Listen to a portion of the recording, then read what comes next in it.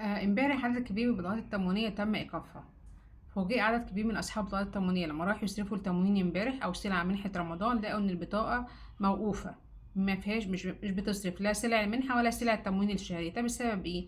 الحقيقة المكنة طلعت بيانات لأصحاب البطاقات اللي هي تم إيقافها، منها عدة أسباب. أولا سعر التيار الكهربي، ثانيا صرف معاش بدون واقع حق، وباقي شروط بقى العدالة اللي هي اتكلمنا عنها من فترة، اللي هي تم تطبيقها من عدة سنوات. شروط العدالة اللي هي مستحقين البطاقات التموينية، منها ايه؟ منها فاتورة تليفون عالية، منها مدارس الأولاد في مدارس خاصة برسوم مرتفعة. كانت برضو من كام سنة 30,000 جنيه، المفروض حاليا تكون ارتفعت القيمة، لأنه طبعا قيمة الجنيه انخفضت، وبالتالي كان لازم برضو رسوم المدارس ترتفع.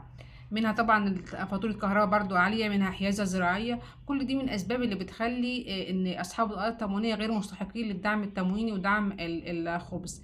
ولكن في النهارده بعض البطاقات تم إعادة تشغيلها، والبعض ما زال لسه موقوف. طيب الناس اللي بطاقاتها لسه موقوفة يعملوا إيه؟